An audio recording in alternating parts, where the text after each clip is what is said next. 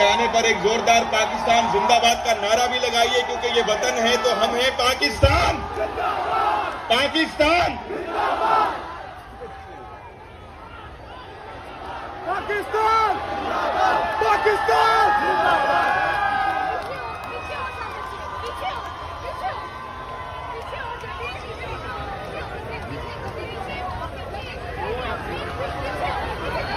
आपकी तालियों की गूंज कम नहीं पड़नी चाहिए। अजीम लीडर, अजीम रहनुमा, अजीम सिपह सालार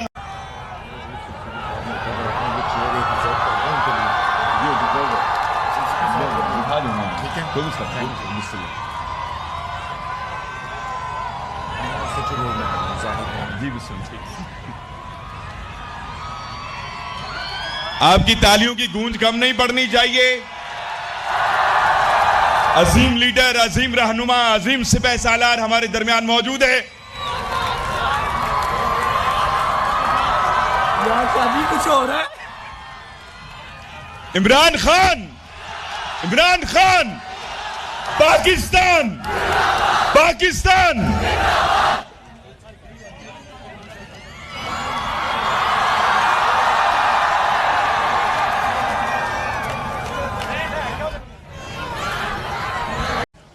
जिस तरह अभी डॉक्टर इस्लान ने बात की फ्यूचर टेक्नोलॉजी का है, और बदकिस्मती से हमने जिधर इंसेंटिवाइज करना था अपने मुल्क को, अपनी इंडस्ट्री को, अपनी आईटी की इंडस्ट्री को, अपने यूथ को, उनको टेक्निकल स्किल्स दिलवाने थे आईटी के, बदकिस्मती से हमने 20 साल ज़ाया किए। हिंदुस्तान इन 20 सालों के अंदर, 20 साल पहले हिंदुस्तान की आईटी एक्सपोर्ट 1 अरब थी, आज उनकी 140 अरब डॉलर की एक्सपोर्ट है। तो अब जरा मैं आपको पर्सपेक्टिव देना चाहता हूं कि हमारी टोटल एक्सपोर्ट्स और हमारे ज़माने में एक रिकॉर्ड एक्सपोर्ट्स हुई हैं 32 अरब डॉलर की। 32 अरब डॉलर रिकॉर्ड एक्सपोर्ट्स थी पाकिस्तान की। और जब आप इसको ये देखें कि हिंदुस्तान की सिर्फ आईटी की एक्सपोर्ट 140 अरब है, सो ये सोच लें कि हमने ये जो 20 साल इतने ज़ाया किए, इसमें अगर हम जो हमने अभी स्टेप्स लिए थे अपनी आईटी एक्सपोर्ट्स बढ़ाने के लिए, तो हमारा पहला दूसरे साल में हमारी 35% एक्सपोर्ट बढ़ी, तीसरे साल में 45, और जो आखिरी साल था उसमें 75% हमारी आईटी एक्सपोर्ट्स बढ़ी। हमने इंसेंटिवाइज किया, हमने स्पेशल आईटी जोन्स शुरू की जिसके अंदर टैक्स इंसेंटिव। मरियम ने भी एक बहुत बड़ी डबल पीएचडी ली हुई है झूठ बोलने की। लंदन तो छोड़ो, मेरी तो बेचारी पाकिस्तान में भी कोई प्रॉपर्टी नहीं है। तो बाद में पता चलता है, भाई कहता है ये जो 4 बड़े बड़े मेफेयर के महलात हैं इसकी मालिका मरियम है। तो अब वो कह रही है, शहबाज शरीफ को ऑडियो लीक्स में आता है कि हिंदुस्तान से पावर जनरेशन की मशीनरी इंपोर्ट कर रहे हैं। हमने हिंदुस्तान में के सारे ताल्लुकात तिजारत के बैन कब किए थे? जब इनने कश्मीरियों की राइट्स की वायलेशन, इंटरनेशनल लॉ की वायलेशन की, United Nations security council resolution की वायलेशन करके 5 अगस्त 2019 इन्होंने कश्मीर की स्टेटहुड ले ली। तब हमने ताल्लुकात तोड़े थे। अभी तक ताल्लुकात टूटे हुए हैं, लेकिन दमाद, मरियम का दमाद वहां से मशीनरी बुला रहा है। और प्राइम मिनिस्टर चेरी ब्लॉसम क्या कह रहा है? तरीका बता रहा है कि इसको किसी और मुल्क से ले आओ, यानी बजाय गलत उसको कह के ना लेके आओ, तरीका बता रहा है कि किसी और तरीके से लेके आओ। फिर एक ग्रिड स्टेशन इसकी दमाद की हाउसिंग सोसाइटी में लग रहा है। अब ग्रिड स्टेशन वो कह रहे हैं कि फिक्र ना करो, हमने उसको एक तरीका निकाला है कि वो बजाय हाउसिंग सोसाइटी ग्रिड स्टेशन बनाएगी, क्योंकि ये डिमांड है और ग्रिड स्टेशन 70 करोड़ का बनता है। अब वो क्या करेगा, उन्होंने कहा फिक्र ना करें, हम ऐसे करेंगे कि पाकिस्तानी कौम टैक्स पेयर पैसा देगी 70 करोड़ का, यानी आपके पैसे से वो बनेगा। ये आ रहा है, ये ऑडियो लीक्स में है, और फिर ऑडियो लीक्स में और भी कुछ आ रहा है। अभी आने वाले दिनों में आप किस्तों की इंतजार करें। एक ये भी आप सुन रहा हूं मैं आ रहा है कि इमरान खान को वो मरियम कह रही है महंगाई में कौम को धकेल दिया है, जो 6% पे, अभी हमाद ने बताया 6% पे इकोनॉमी ग्रो कर रही थी, इंडस्ट्री ग्रो कर रही थी, 4 फसलें रिकॉर्ड परफॉर्मेंस थी एग्रीकल्चर में, वो इकोनॉमी उन्होंने उठा के आज आपने पता नहीं, अगर वो होता मैं आपको दिखाता कि शहबाज शरीफ अभी अमेरिका गया हुआ है। अगर आप ये सिर्फ सुने एक इंटरव्यू देख लें इसका, एक कोई ब्लूमबर्ग में खातून इससे इंटरव्यू कर रही है, अगर वो होता तो मैं ये इंटरव्यू आपको दिखाता, यहां पता नहीं आया या नहीं इनके पास। उसे सुने उस औरत को जो एंकर है टीवी की, उससे कह रहा है कि खुदा के वास्ते हमें पैसे दे दो। कहता अगर आपने पैसे ना दिए हमारा दिवालिया निकल जाएगा। वो आगे से वो कहने की कोशिश करती है मैं तो टीवी एंकर हूं, वो कहता फिर अपनी चैनल के जरिए लोगों को बताओ कि हमारा दिवालिया निकल जाए, खुदा के वास्ते हमें बचा लो। तो वो मुल्क 5 महीने पहले इकोनॉमिक सर्वे ऑफ पाकिस्तान के मुताबिक जो इन्होंने पब्लिश की है, जिसके अंदर 17 साल के बाद पाकिस्तान की बेहतरीन परफॉर्मेंस थी, वो मुल्क का आज प्राइम मिनिस्टर कह रहा है कि जी हम अपने कर्जे नहीं वापस कर सकते, हमारा दिवालिया निकल गया है, खुदा के वास्ते हमें पैसे दे दो। वो भी आपने नहीं सुना उसका कहीं कि मैं मांगने नहीं आया लेकिन मैं मजबूर हूं। तो महंगाई में कौम को धकेल दिया है, जो 6% पे, अभी हमाद ने बताया 6% पे इकोनॉमी ग्रो कर रही थी, इंडस्ट्री ग्रो कर रही थी, 4 फसलें रिकॉर्ड परफॉर्मेंस थी एग्रीकल्चर में, वो इकोनॉमी उन्होंने उठा के आज आपने पता नहीं, अगर वो होता मैं आपको दिखाता कि शहबाज शरीफ अभी अमेरिका गया हुआ है। अगर आप ये सिर्फ सुने एक इंटरव्यू देख लें इसका, एक कोई ब्लूमबर्ग में खातून इससे इंटरव्यू कर रही है, अगर वो होता तो मैं ये इंटरव्यू आपको दिखाता, यहां पता नहीं आया या नहीं इनके पास। उसे सुने उस औरत को जो एंकर है टीवी की, उससे कह रहा है कि खुदा के वास्ते हमें पैसे दे दो। कहता अगर आपने पैसे ना दिए हमारा दिवालिया निकल जाएगा। वो आगे से वो कहने की कोशिश करती है मैं तो टीवी एंकर हूं, वो कहता फिर अपनी चैनल के जरिए लोगों को बताओ कि हमारा दिवालिया निकल जाए, खुदा के वास्ते हमें बचा लो।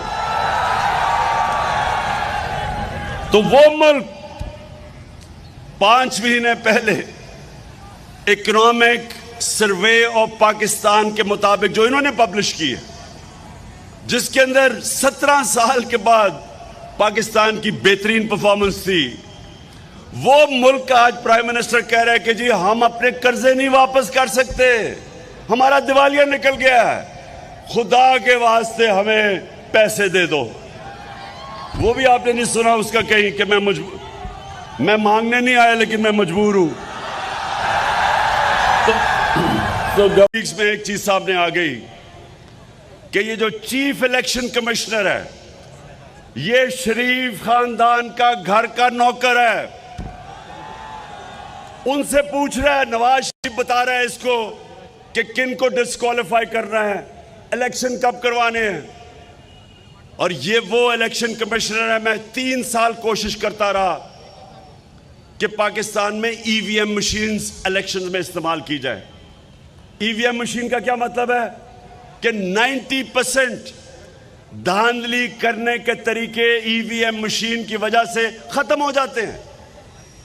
फ्री एंड फेयर इलेक्शन हो सकता है। इस आदमी ने नवाज शरीफ के कहने पे और जरदारी के कहने पे, जिन्होंने जाली वोट्स बनाई हुई हैं, इन्होंने इसने ईवीएम मशीन नहीं आने दिए।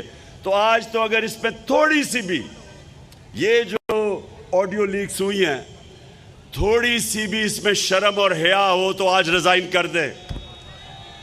लेकिन क्योंकि इसमें शर्म और हया नहीं है तो इसको हमें रिजाइन करवाना पड़ेगा। एक बैरून मुल्क ने हमारे ऊपर एक गवर्नमेंट इंपोज की, पाकिस्तान के करप्ट तरीन बड़े बड़े डाकुओं को हमारे ऊपर बैठा दिया।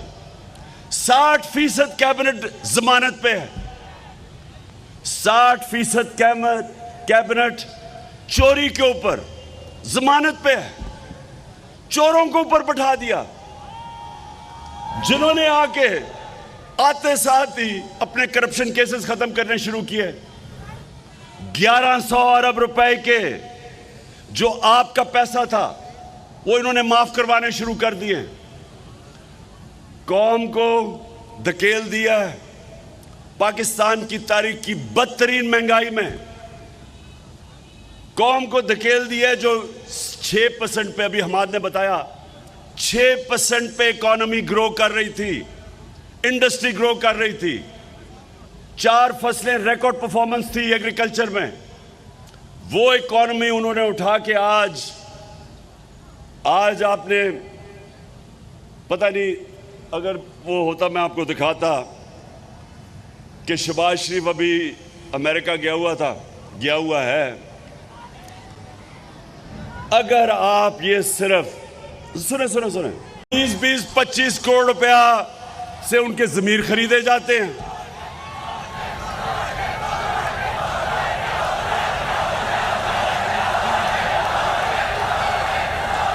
और फिर हमारे जो इत्तेहादी वो बारी बारी जाना शुरू हो जाते हैं। उससे पहले अमेरिकन एम्बेसी उन लोगों को जो हमारे लोटे होते हैं, उनमें से जो चंद बड़े लोटे हैं उनको बनाना शुरू कर देते हैं। मैं आज देखें कि आपकी फ्यूचर है, आप फ्यूचर लीडर्स हैं। आपको समझना चाहिए कि कोई भी कौम जो इस तरह की गुलामी करती है उसका कोई फ्यूचर नहीं है।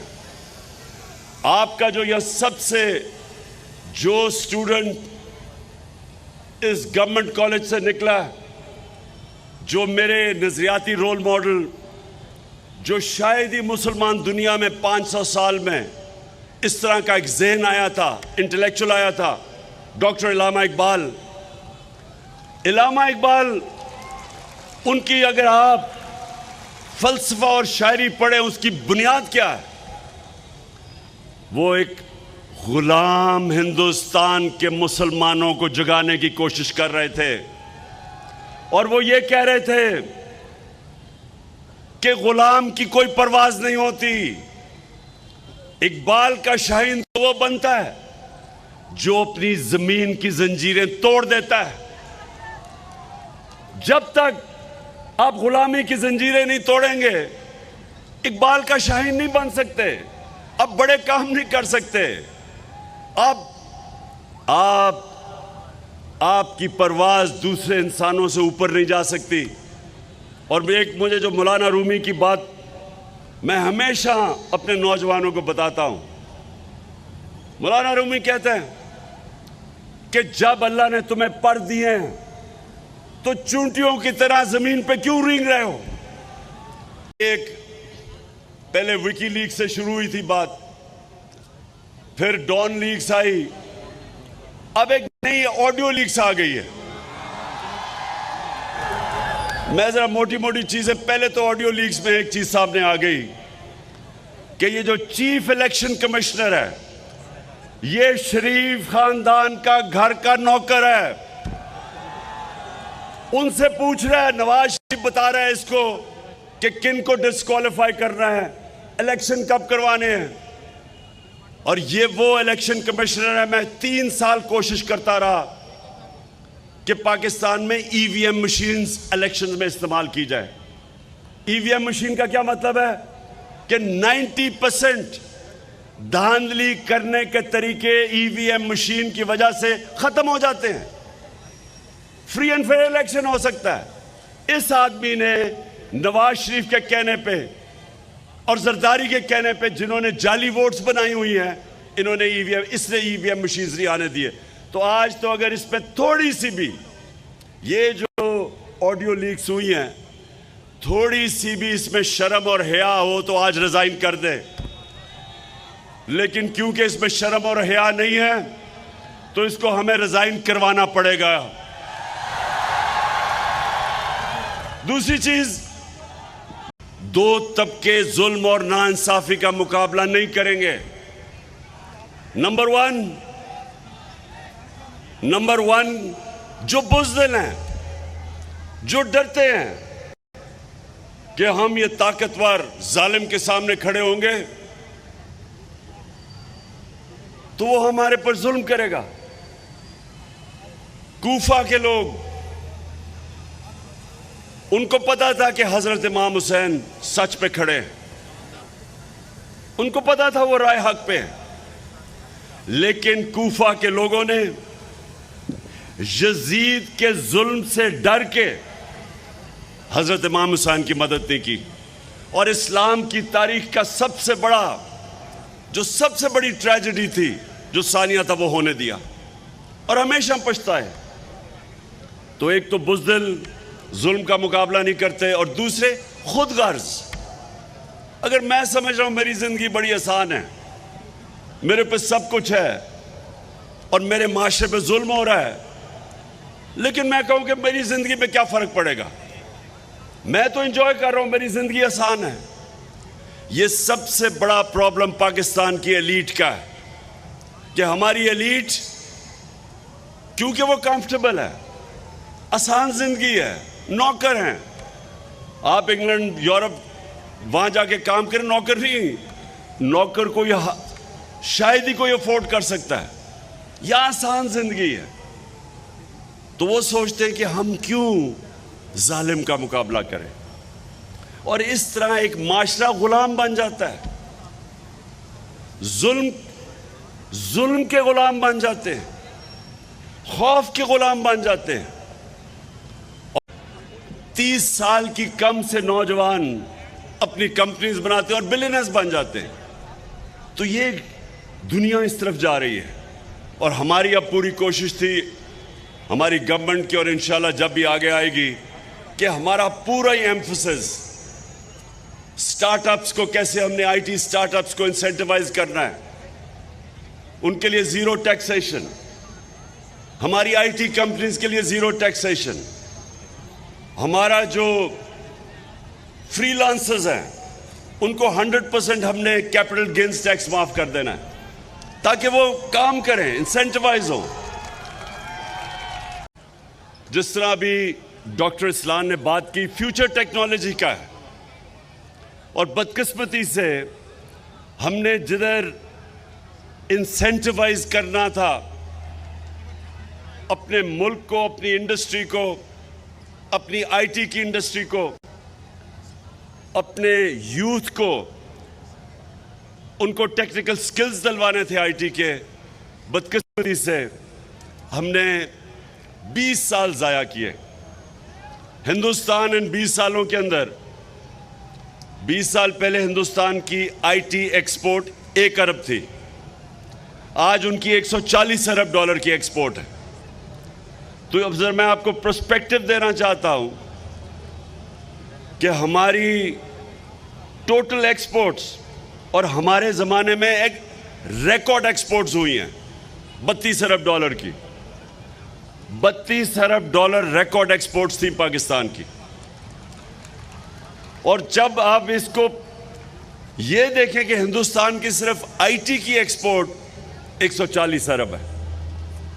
सो ये सोच लें कि हमने ये जो 20 साल इतने ज़ाया किए, इसमें अगर हमने अभी स्टेप्स लिए थे अपनी आईटी एक्सपोर्ट्स बढ़ाने के लिए, तो हमारा दूसरे साल में हमारी 35% एक्सपोर्ट बढ़ी, तीसरे साल में 45, और जो आखिरी साल था उसमें 75% हमारी आईटी एक्सपोर्ट्स बढ़ी।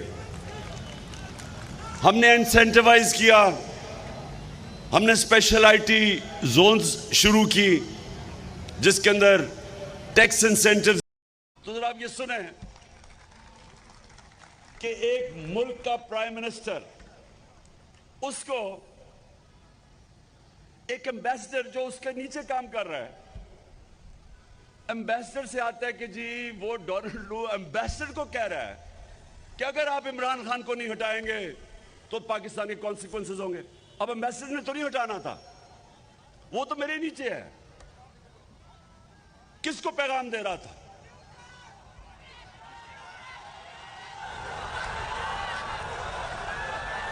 मैं जरा गवर्नमेंट कॉलेज के सियासी शोर पूछना चाहता हूं, किसको पैगाम दे रहा था? समझ गया हूं, माशाल्लाह। पहला इम्तिहान पास कर गए हो आप। 3 दफा प्राइम मिनिस्टर बाहर बैठा हुआ है।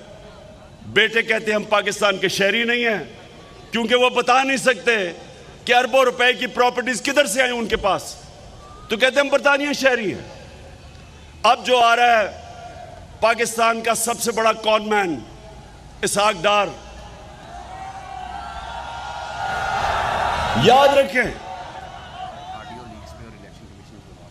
याद रखें कि इसहाक डार को हमारे दौर में नहीं भागा, नून लीग की गवर्नमेंट थी। नैब ने इसको सवाल के लिए बुलाया, पूछा कि तुम्हारे वालिद साहब की बड़े मेहनत कश से साइकिल की दुकान थी, तो आप तो अरबोपति बन गए, किधर से पैसा आया? तो क्योंकि जवाब नहीं दे सकता था, मुल्क से बाहर भाग गया और प्राइम मिनिस्टर के जहाज में मुल्क से बाहर गया और कहता मैं इलाज करवाने गया हूं। वो 3.5 साल से इलाज हो रहा है, वो अभी तक नहीं पता किस चीज का इलाज है। अब वापस आ रहा है, और वापस आ रहा है डील के तहत। यहां डील्स होती हैं चोरों के साथ, एनआरओ दिया जाता है चोरों को, इसलिए चोरी खत्म नहीं होती, इसलिए मुल्क आगे नहीं बढ़ सकता, इसलिए मनी लॉन्ड्रिंग रुक नहीं सकती।